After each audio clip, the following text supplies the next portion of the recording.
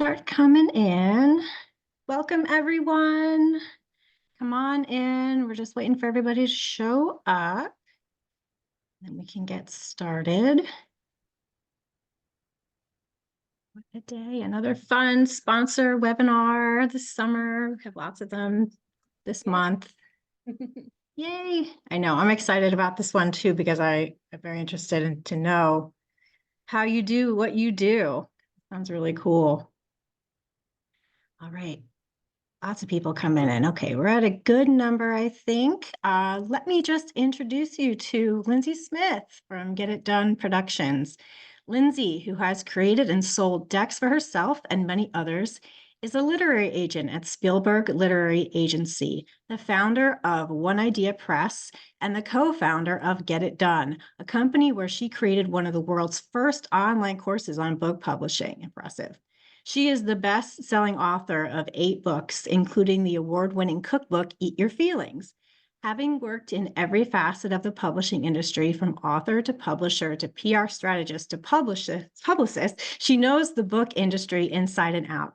Lindsey recently opened One Idea Books and Gifts in her hometown of Leechburg, PA.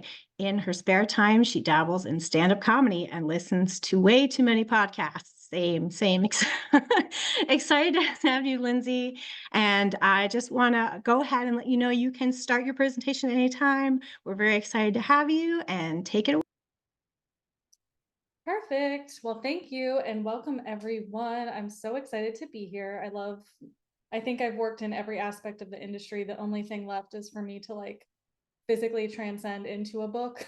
So maybe I will do that for Halloween this year. Well, I'm very thrilled to be here and to share with you today. We're going to be talking about gift books, journals, card decks.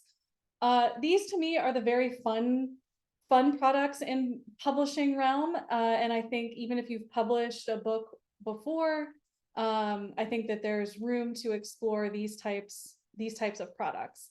So I'm very excited to go over kind of the journey of how these books come to fruition. And I do want to say one thing. I have left time at the end of this to answer all your questions that you may have. So if something comes up, feel free to put them in, yes, the Q&A box, and I will get to as many questions as I can. So, all right, let's get into it.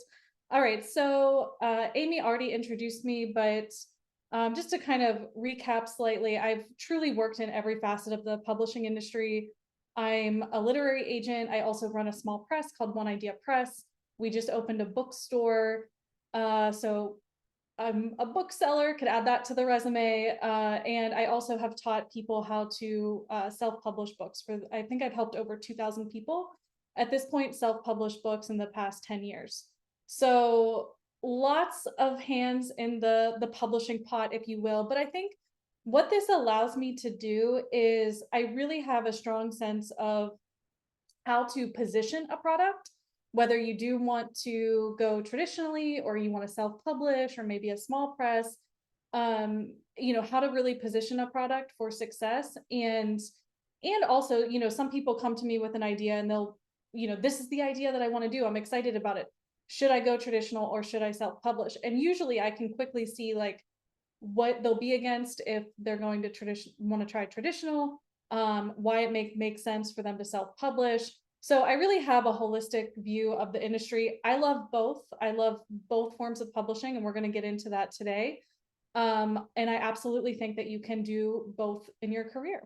So, all right, that's a little bit about me. Let's get into it. Oh, and everyone's putting where they're from. I am from Pennsylvania, born and raised, very proud, have lived on both sides of the state. And that is where I join you from today. All right. So to go over what we'll be covering, we're going to talk about why gift books, journals, and card decks are so in demand right now. Truly, they're everywhere. And why now is the perfect time for writers, authors, and creators of all types to consider making one. We're going to talk about how to choose a topic and idea that sells.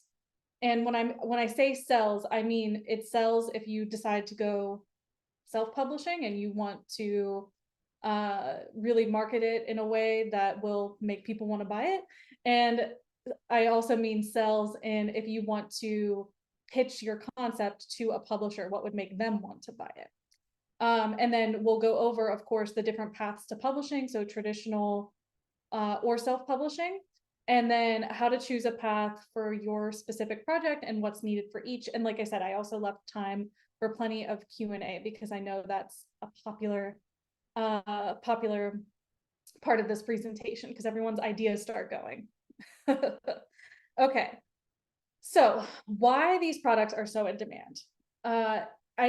It's been really fascinating to see. I think, maybe 10, 15 years ago, there were certain publishers that did journals really well, certain publishers that did card decks. But now it's so fascinating, and even gift books. But now it's so fascinating because so many more publishers are expanding into this realm of gift books and journals and card decks because it's more they're in a way more tangible than traditional books. They have a longer shelf life. They can utilize someone's previous works, like maybe someone wrote a book and now they're going to do the accompanying journal. So people really are starting to see that these types of products are really valuable just from a sales cycle. They definitely outperform traditional book cycles, and they have a longer shelf life. If you think about, a gift book, let's say you're writing a gift book for, graduates or something like that. That book could, will last on the shelf beyond you needing to market it as the author, because it's going to be like a yearly cyclical thing. Every season, graduate season, people are going to be out there wanting a specific book like that. Whereas in the traditional model of just a traditional book, maybe like a memoir or self-help book, it can extend a certain shelf life, but most publishers will give it like 6 months to a year of kind of on their list and on the cycle, and then they move along. And those types of books can get a little bit outdated if there's, depending on the research or information. And so products like this tend to just have a way longer shelf life, and they're easier to update if there would need to be updates for future printings. They're also easy to use, require less attention span. So I don't know about you, but that's good news to me. As someone that reads books for a living, it's nice to have the simplicity of a project or something that can really speak to me in a way that, in a simpler way, simpler use. Also, they can provide additional revenue stream for authors and creators. So like I said, if you've already written a book, maybe a memoir or self-help book or something in that genre, can you utilize those things and the messages of those books to create an accompanying journal or accompanying card deck? Or it could even be something totally new that's a little bit different from one of those books, but again, it can create a different stream of income. The other interesting thing, and we're going to talk about the differences between self-publishing and traditional publishing, but one of the really interesting things that I found as someone that sells decks to publishers and someone that also self-publishes decks, they often don't, they require more of the solid idea, the idea being really interesting rather than a huge platform. So I know if you're familiar with anything with traditional publishing, or if you ever heard any talking about it, most people, specifically in the nonfiction space, will say, oh, you have to have a platform, you have to have a platform. And yes, that is important if you're selling, a self-help book if you're a doctor, they'll want to see that you have, a platform to be able to sell copies of those books. But I find specifically that journals, gift books, and card decks are a little bit different. They don't actually typically require that big of a platform, which I think makes it the entryway a bit more accessible for someone that has a really good idea and has a really, has a really strong vision and idea for a product, but may not have the platform to sell it in that traditional sense. Publishers kind of bypass that a little bit because these products really sell on the ideas. I mean, think about it. Like when you walk in to a bookstore or a gift shop, think about just seeing all of those products on a table. You're not necessarily, with a gift book or a journal or a card deck, you're not necessarily looking at that as, oh, this is the author of, or who's this author. Usually people fall in love with the concept first, which makes it a little bit easier to sell, if that makes sense. So having a solid idea rather than a platform can really help you out in this space. All right. So sample types of products. I mean, there's literally so many, but you know, you can think of, for card decks, you can think, I mean, card decks run the spectrum of anything from like tarot to meditation to Q&A to yoga poses to food and drink, self-care. And then the same way, like journals can also be like fill in the blank, inspiring messages, Q&A, writing prompts. And then gift books, typically gift books kind of can run in the same circle. They tend to have a bit more of a niche, and kind of like a niche topic about them. So maybe it's like an animal or a game, or something like that. So but there's so many. I mean, these are just literally a sampling, but the world is your oyster when it comes to creating these types of products. There's so many ways that you can go, and I'm always so inspired to see what people create and what they do. I'm working on a card deck now with a client, and it's a floral arrangement, like a DIY floral arrangement deck, and that's super cool. You know, there's a photo that shows you how to, and illustrations that show you how to create these beautiful bouquets, you know, just from getting stuff at, you know, your local farmer's market or the grocery store or Trader Joe's or something like that. So really, really cool. You can get very, very innovative with some of these topics. All right. So let's talk about how to choose a topic and an idea. These are actually a couple products that I've worked on shown here. And I'm going to maybe even stop sharing my screen for a second and even just do a little show and tell. But I really want to take you through the process of what I would do when either deciding to represent someone and pitch a project to a publisher, or if it's an idea that I have and maybe I don't want to wait and I want to self-publish it, or I have a client that doesn't want to wait and wants to self-publish it. I kind of want to take you through the process of the research that I would do to kind of think about how I can get this topic, get this idea, and put it in a way that is sellable, essentially, either again, to, if I'm doing it myself, to individuals, if I'm selling it to a publisher, you know, what they would kind of need to see. Okay, so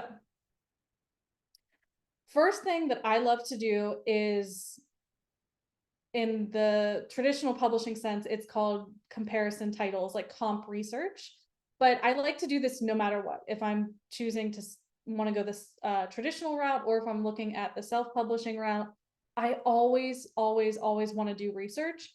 I think the best way, honestly, is to go to local bookstores or gift shops that carry these types of products and just kind of see what's on their shelf. I'm going to stop sharing my screen really quickly and show you just a couple things that I think were just so fun, that again, I think when you start to put yourself around these products, you'll start to see, oh wow, like I never even thought that that could be something, or oh, I see how they did the unique angle with it. Like this one I just love. It is called the nail art deck.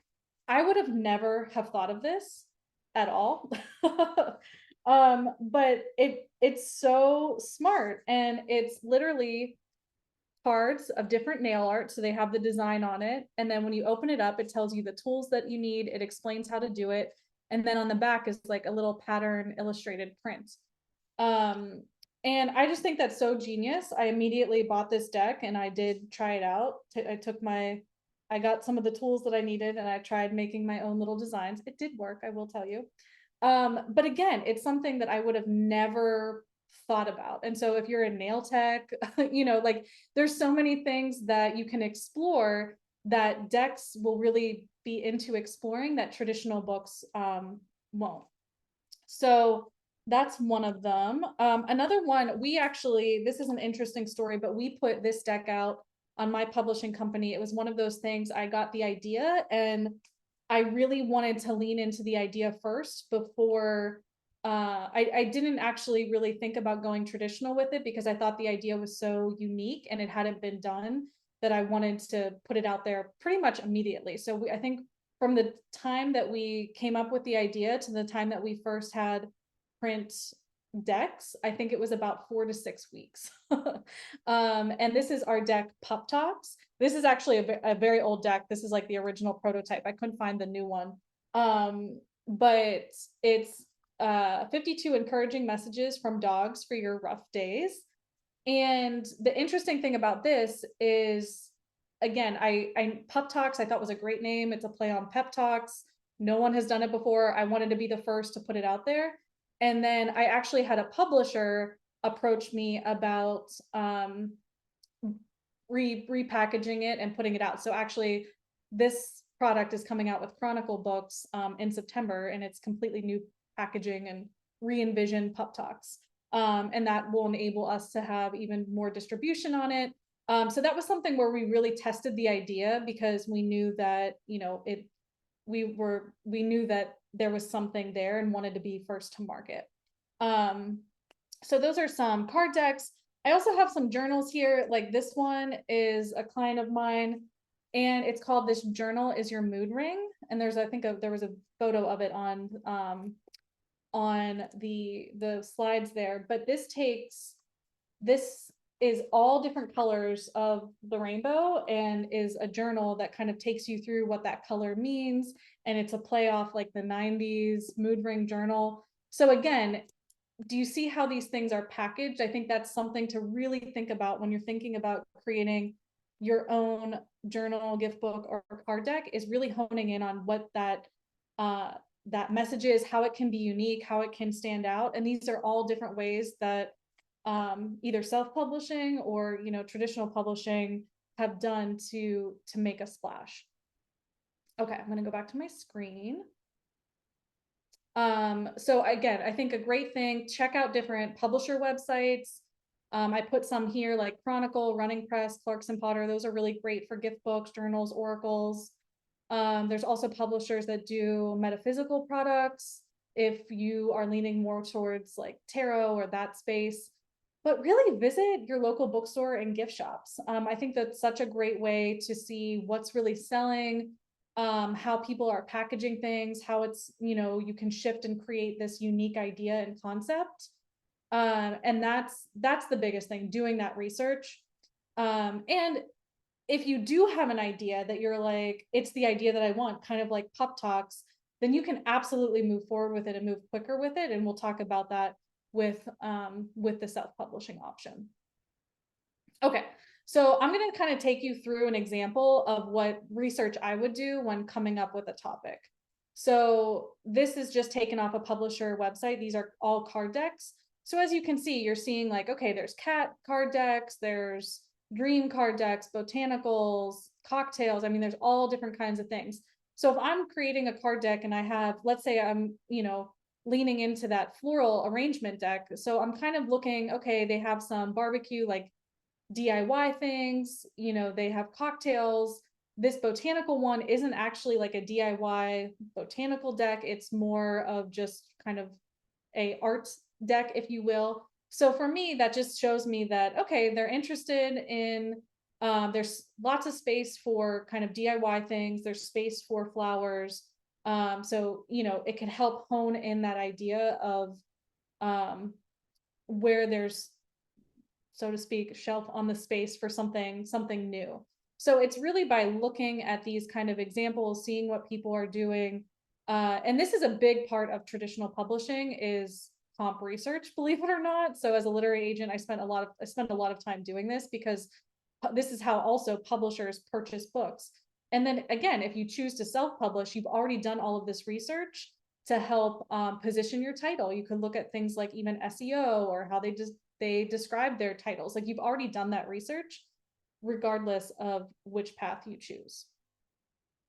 Okay. Let's see here.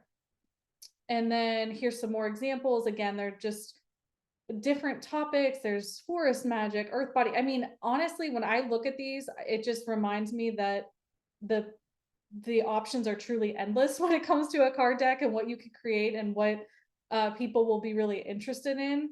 So I love, you know, looking at all these examples. Again, essential oils, cosmic parenting, a Jane Austen tarot deck, a cheese board deck. Actually, the cheese board deck is one of my favorites because if you would have told me, like if you would have said, honestly, if someone would have pitched me even as a literary agent, a cheese board deck, I'd have been like, oh, that's cool. I don't know if I'd be interested in that.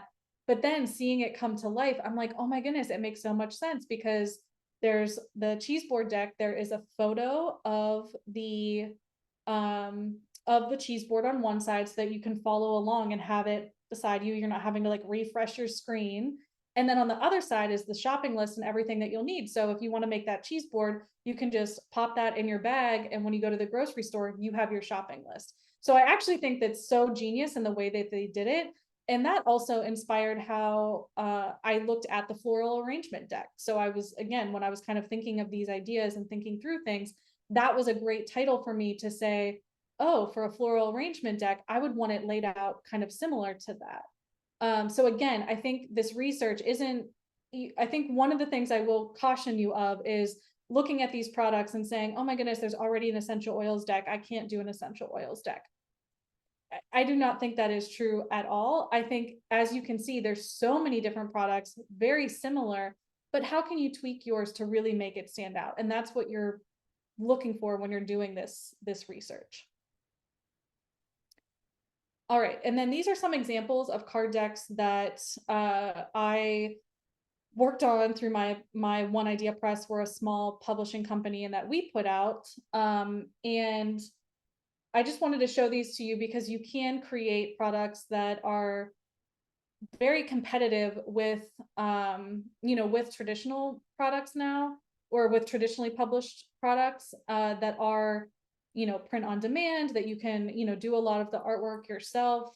So there's definitely ways to create card decks that's way more accessible if you choose to self-publish. And a couple things I just want to point out here. So this first one, the Tiny Bit Better deck, this one actually came right, we concepted it right before the pandemic, and the author on that was just going through a really rough time and wanted to like remind people of these tiny things that we can do every day. And so in thinking of the deck, I know that you can't see it in this photo here, but if you see like the swirls in the art, you can kind of see that. So the artwork is actually one big piece that we cut up for the individual cards. And so it kind of fits like a puzzle. And part of the concept of the deck is, you know, sometimes you may not be able to see the big picture right now, but it will come together. And that's kind of like the heart of that deck. And so again, there's a lot of decks out there that are like little self-care tips and things that you can do. But we were very intentional with how we set that deck up, and even things like that art piece of it really, you know, made that deck stand out in the marketplace.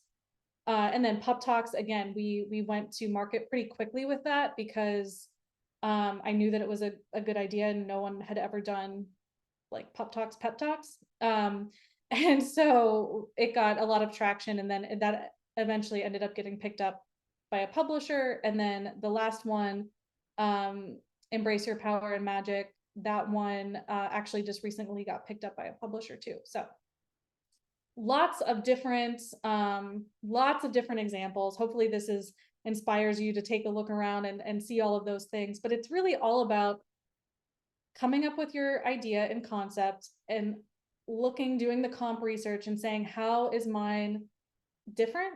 And, you know, what makes it slightly different and what's unique about it. And that can really be your selling point for this type of product. Again, I know we just went through card decks, but this can be done for gift books, for journals, for any of those types of products. That's what you would want to hone in on and do. Okay. So again, ask yourself these questions. What's my unique hook? What would make this stand apart from others in the market? What makes mine similar yet different to what's out there right now? And why am I the perfect person to bring this to fruition? And these are really the questions that you want to answer in thinking about your deck and gift product journal, thinking about your product. Because this, again, will help you position it. It will help you write a description for it. It can help you visualize it, see how it would come together if you choose to self-publish. And it could also help you explain what this deck will be to a publisher if you choose that route. So these are really the 4 things that you want to answer when thinking about your project. Okay, I see so many questions coming in. I'm excited to get to them in a bit. Okay. Okay, so now we're going to talk about the paths to publishing. So just out of curiosity in the chat, just for my own, is anyone, how familiar are you with these paths? Or like with the card deck gift journal space? I don't know, you could just put something in the regular chat, not the Q&A, the regular chat. That's just how familiar how familiar you are with these different paths. If you ever thought it was possible for decks or journals. Okay, cool. Hybrid, self-published, traditional publish, familiar.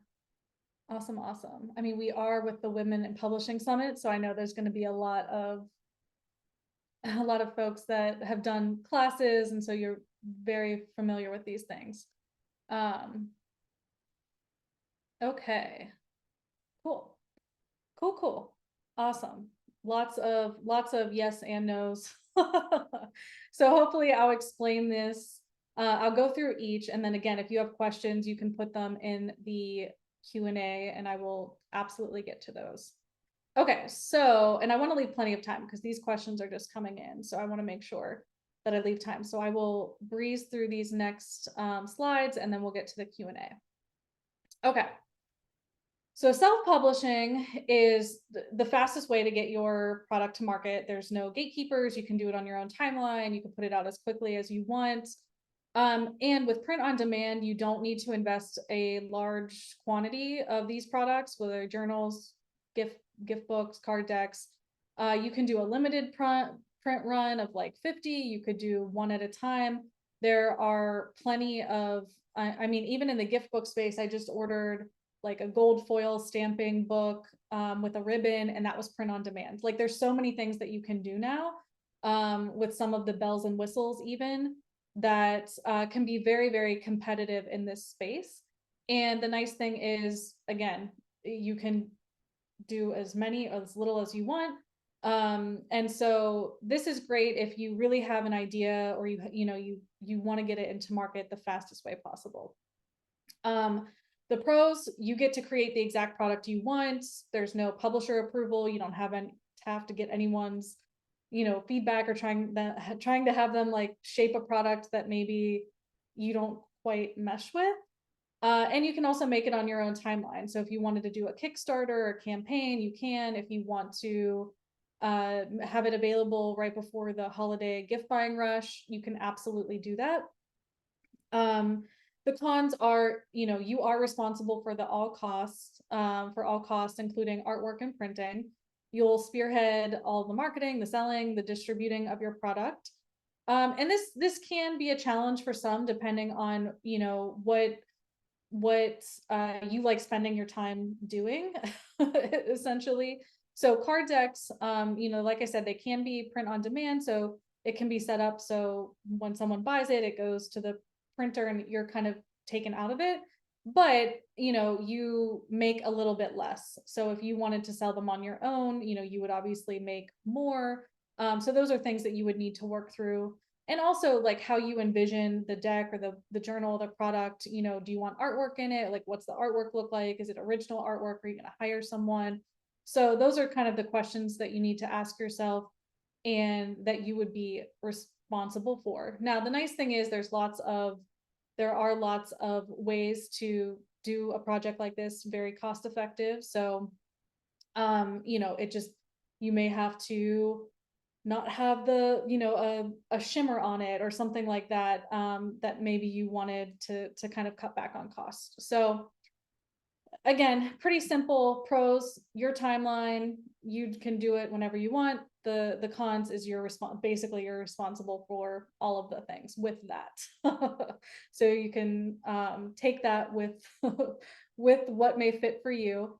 And then to get started with self-publishing, you would need to choose your topic. Again, I always encourage everyone to kind of go through that process of refining, doing the comp research, looking at things, and really honing in on that, because it'll be so important. And then you'll decide how it is, mapped out, laid out, organized. You'll write it, you'll choose the design, art, and packaging, you'll secure your printer, and you will print, publish, and sell. So pretty straightforward process, but it does involve you along every step of the way. Now with traditional publishing is when you pitch your concept typically to literary agents, and then they would pitch it to publishers on your behalf for a potential deal. However, if you don't have an agent, that's totally okay. There are, you can pitch your idea directly to publishers. In fact, specifically for card decks, I will say there's a lot of publishers that accept card deck pitches without needing an agent. So that's kind of a unique thing within the card deck space. And the biggest benefit of traditional publishing is that you will receive an advance to write the project. And in my opinion, the biggest benefit of a traditional publisher is the wider distribution opportunities, because they have salespeople that are out there pushing these products continuously, and they'll be able to print 5,000 copies at a way lower cost, and get those copies into hands, and especially like small bookstores or bookstores and like gift shops, like smaller gift shops and things like that. The timeline from signing a contract to publication is usually around 2 years. It can be shorter. I've definitely done projects 12 to 18 months, but it's definitely a longer timeline. So you have to be in it for the long haul, and hopefully still be excited about that idea in 2 years.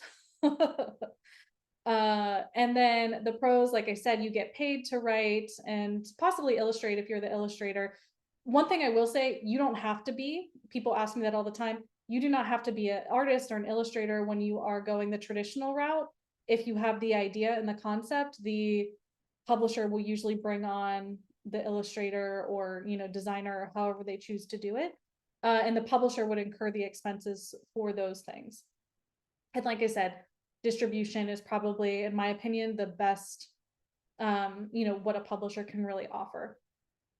The cons, you will need to pitch a proposal to agents and publishers, and this can take, it can take a while. It can take 6 months, 12 months, 18 months. I don't know. It really, it can run wild. And rejections in between there as well. So and I guess another con would be that if you had an idea that you really wanted to get out there and very quickly, a traditional publisher, it's going to take at least, from signing a contract to when it's out into the world, it's going to take at least 18 months to 20 to 2 years. So I worked on I have a deck coming out in 2025 that was sold in 2023. So if that gives you any inclination of how long it can be, and so that's totally up to you what your timeline is on that. Okay. And then to get started on the traditional path, so I know you may have heard a lot of things about book proposals, if you've ever considered the traditional path for even just a regular book. How it differs for I would say for a card deck gift book is it's a way smaller proposal. So you want to have an overview of the project, your bio, promotional and marketing info, and then you'll want to have sample materials. But because decks are pretty short, or because journals are typically not a high word count, the samples aren't, you don't need like 4,000 words or something like that.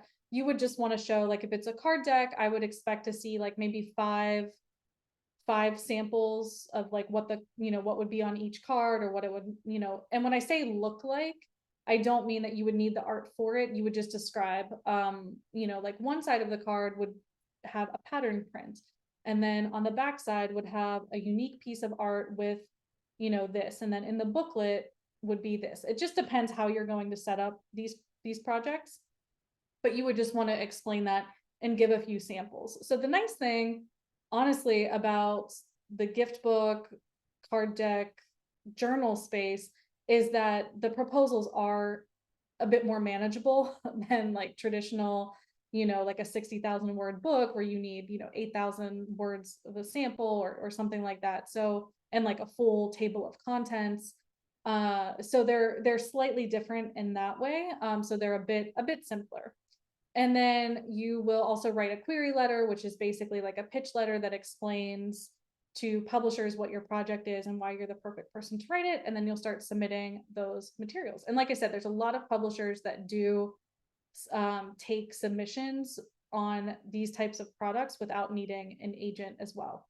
So that's, in a nutshell, very simply, the self-publishing and traditional side. And when it comes to deciding what path is right for you, I think ultimately, as someone that does both and has continued to do both, I think you just have to ask yourself what you really have the time, energy, and space for. Do you have the time, energy, and space for writing a proposal? Do you have the and pitching, and what does that look like? And then, do you have the time, energy, space for creating the project? Like, and seeing it full through. And I do want to encourage you to keep this in mind, is that you could absolutely pursue one path and choose another one later. You do not have to, like if you create the proposal and you go out in traditional publishing and you're, met with rejections, then, you can always say, you know what, I'm going to self-publish. It doesn't mean that your idea is bad. I will say that. And working in traditional publishing, that is not it at all. It is very competitive. And you'd be surprised the amount of projects that end up getting picked up, because publishers, in my opinion, were nearsighted in seeing what projects are really great. So, but you can absolutely switch. And then on the flip side, I do think, with these types of projects, publishers, they do pick up projects later. So if you put a project out there and, it's doing well, or it has an interesting angle to it, publishers, editors, people are looking at those things. So you could potentially get a deal. My caution on that is, I would tell everyone, if you're going to self-publish, don't do it expecting that you'll get a deal. Like, I just wouldn't go into it with that mindset, but it does happen, especially in this kind of niche market of products, because they are so niche. And I think publishers are always on the lookout for things like that. Like, I've seen a lot of Kickstarter projects get picked up, but again, I would go into it not thinking, like, not being the plan. Let that be a surprise. Okay, so I think that's what we have here, the different paths. And then, okay, so to recap, and there's a ton of questions, so I want to get to all of these. So I know I've been breezing through this, but I know everyone's like chomping with these questions. So to recap, card decks, gift books, journals, very hot items in publishing right now, both self-publishing and traditional publishing. Honestly, it's easier than ever. There's so many print on demand places. There's ways to get these products out without incurring a huge cost that used to be, 10 years ago. So there's a lot of opportunities out there. To make your product stand out, do the research. Like I said, what is selling? How can you differentiate your offering? Really, really, really do that market research and hone in. I mean, I know it can be a great idea in your mind, but I think doing that will really help you set yourself up for success, even with the listing and all of that great stuff. And then there's two paths to publishing: self-publishing, traditional. Like I said, both have pros and cons.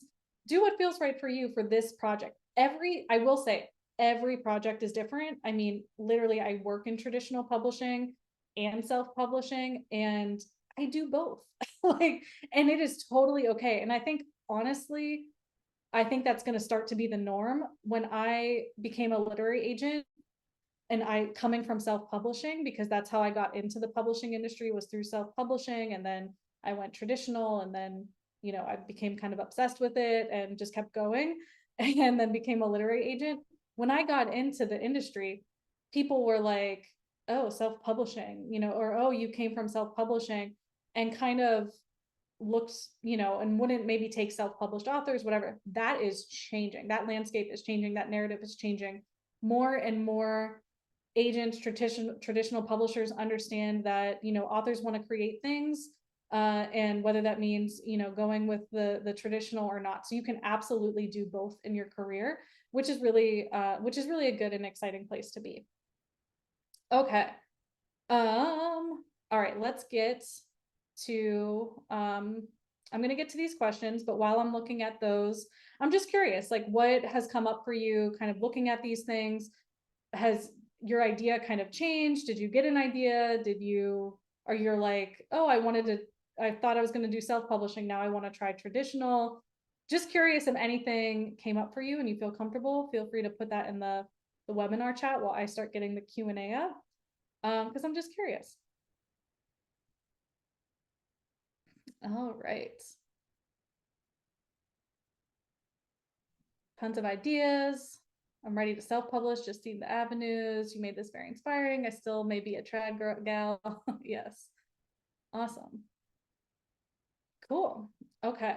Yeah, keep rolling in there. I'm going to try to get through as many questions as I can. All right, I'm gonna actually stop sharing just so I guess I can't see everyone, but you can hopefully see me. Okay. Just looking at all the comments, thank you. All right, so let's get to these Q&As, because we have about almost 20 minutes left, and there's tons of questions in here, and I want to get to all of them, or as many as I can. So I'm going to do a rapid fire round, and then I'll leave like a couple minutes at the end. And if I don't get to anything, I did tell Amy this earlier, actually, my company's not on social media. That's like part of our philosophy, but I do have a personal Facebook, so I will try to chime in on the Facebook group. I literally log in like once a year.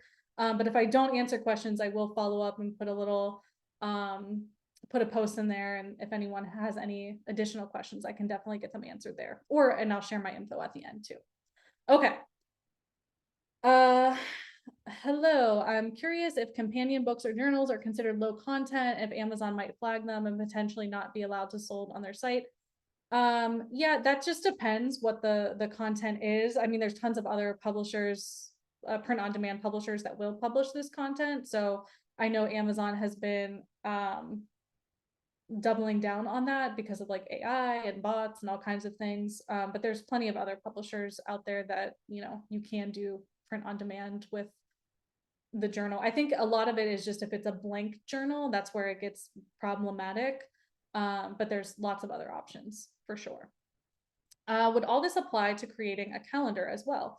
Yes, it would. And it would. And I think the only thing is a calendar may be a little bit more hard, or maybe a little harder to sell traditionally than I think that would be maybe more the self-publish route, just because there's less publishers that publish calendars. And so I don't know what they're pitching, what they're looking for pitch wise. So I think I would probably steer a little bit more self-publishing. Okay. I would like to get more professional experience in the publishing industry. I've slowly helped people self-publish workbooks and guided journals. I like the aspect of gift books, card decks, and journals. What advice would you recommend in your vast experience in the publishing field? I definitely think, reaching out to people in the field, seeing, what, maybe doing like an info session with them. I know there's certain like literary agencies that hire interns where you can, see queries coming through, and if you wanted to get more into like the traditional space, that would kind of be, I think, a good start on that. I will say it's the traditional space, until you're really like in it, it's hard to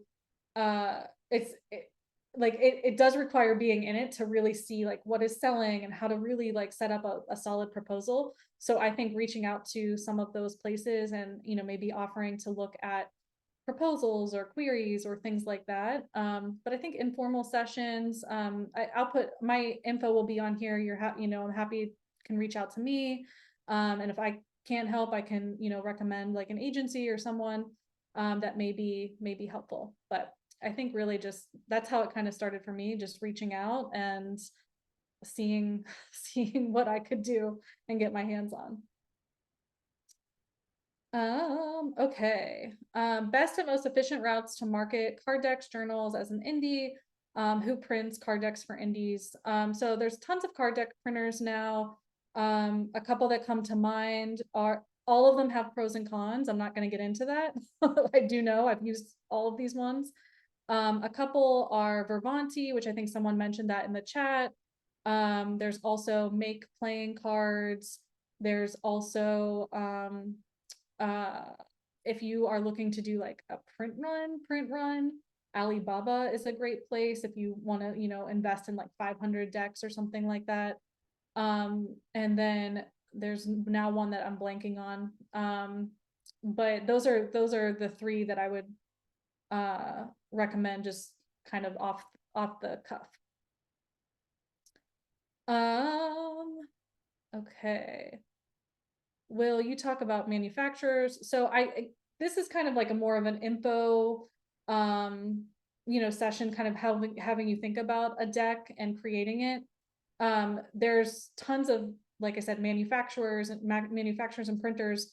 The few that I just mentioned, like Vervanti, Make Playing Cards, those are kind of the big contenders right now. There's also places like Alibaba. So I would definitely check those places out. But I'm not going to like dive deep into the ins and outs of all of them and each, just because this presentation would be like 3 hours. Okay, let's see here. And someone asked if these are printed overseas, and you can have your card decks printed overseas. I believe Make Playing Cards is an overseas company. Vervanti is a United States.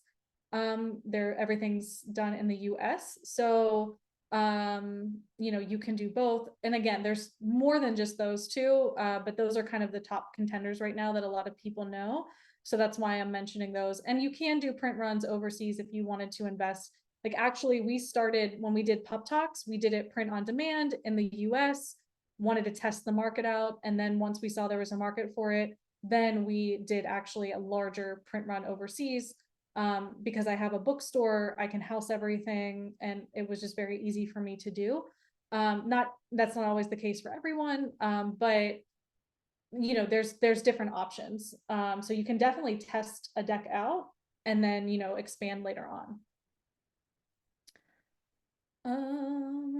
Okay, if you want to make a card deck with 52 different writings, what format do you use? I'm not sure I'm not sure I understand that, but do you mean like a design? I mean, if you use like Adobe products, you could use Adobe InDesign or Photoshop. You could also use Canva to create, which is an online design platform. You could use that, and all you would need to do is decide what size you want your deck to be. There's multiple sizes. Again, like these are all kind of those manufacturing questions, but there's all different ways that you can do your sizes, and there's standard sizes. A lot of the websites that I mentioned too will have those things on there that you can check out, and then you can absolutely use a design platform for that. Okay, what is the recommended number of cards for a deck? Does it depend on the topic, or is there a standard? I would say most decks, from what I've seen, it's anywhere from like 50 cards to maybe like 60, or I guess I would say 50 to like 72, because it's the tarot. But there's also, I mean, I've seen, like the table topics decks, they're like 100. But I think like from a traditional sense, I would say 50 to 70 is kind of the norm for cards. Do I need to have a book associated with a card deck? No, you could just do a card deck. That is totally okay. Do decks require ISBNs? If you want to sell them on Amazon and places like that, yes, you would need an ISBN.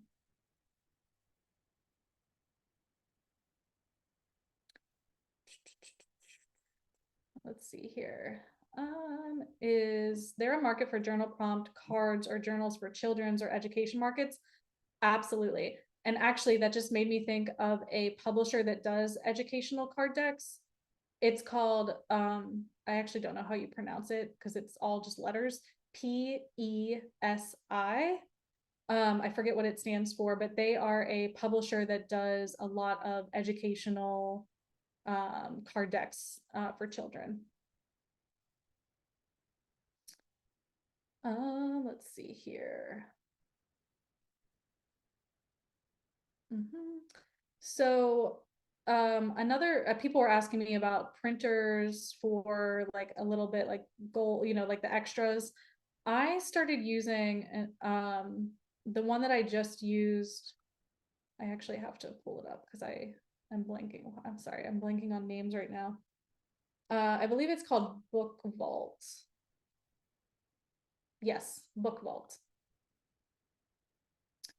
Is where you can get print on demand with like gold foil, hardcover, soft cover, and like ribbons and things like that. All right. Let's see here. Some of these are similar questions.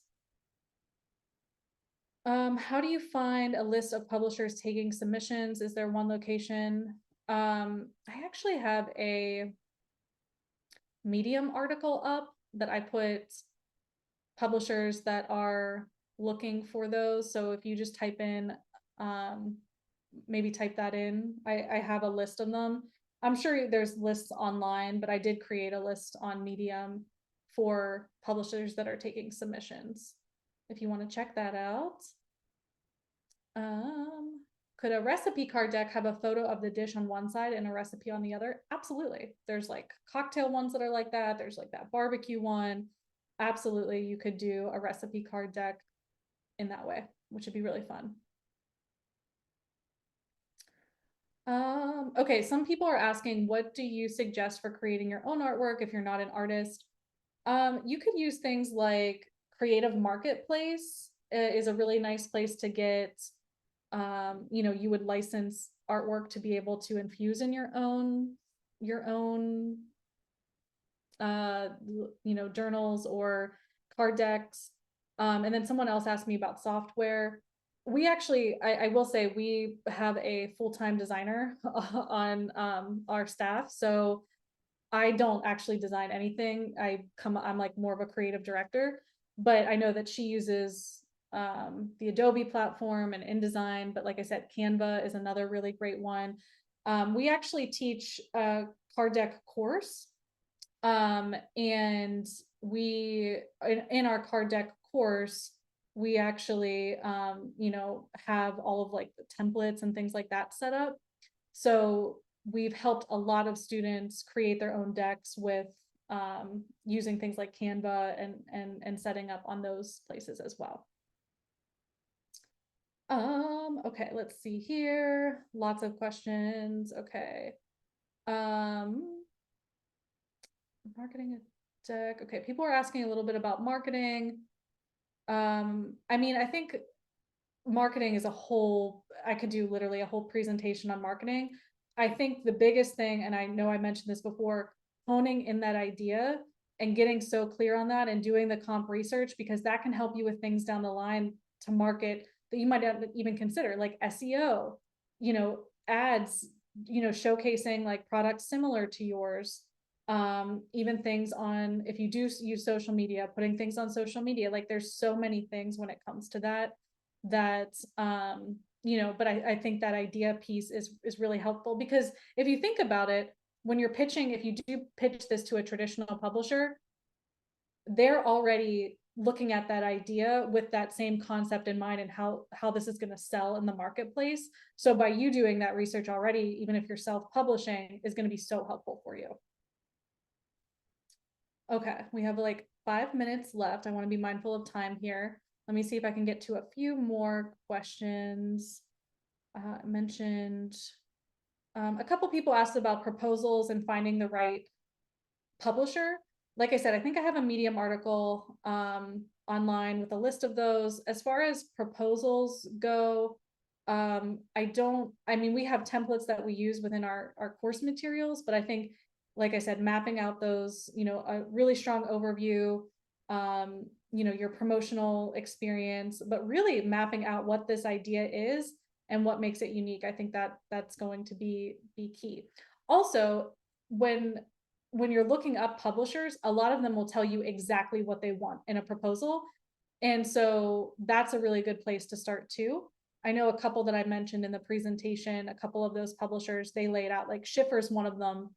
I'm just thinking of their website. They have like submission guidelines, and it literally says, please, in your proposal, answer all of these questions. So if you are thinking about going that route, I would definitely suggest looking up some of those publishers, seeing what their submission guidelines are, what they're looking for, what they would need, and following that, because you want to make sure that you're following the format for each publisher. Okay, let's see here. And I'm going to answer, I think I answered a lot of these. Okay, we have like 3 minutes left. So I am going to wrap up on these questions. I'm just going to share my screen back up. There's so many more questions. I apologize, I didn't get to all of them.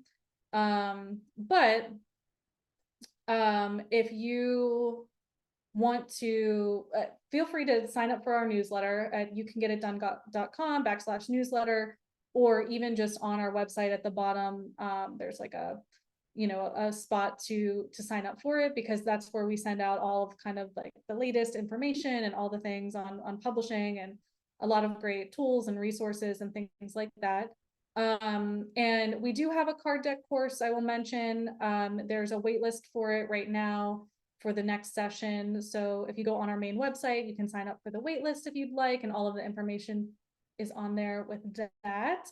And if you do have any questions that I didn't answer and you're like, Lindsey, oh my goodness, I can't believe you did not answer this question, then I'd be delighted to answer. So feel free to reach out to us. I believe our email's on our website, the contact information.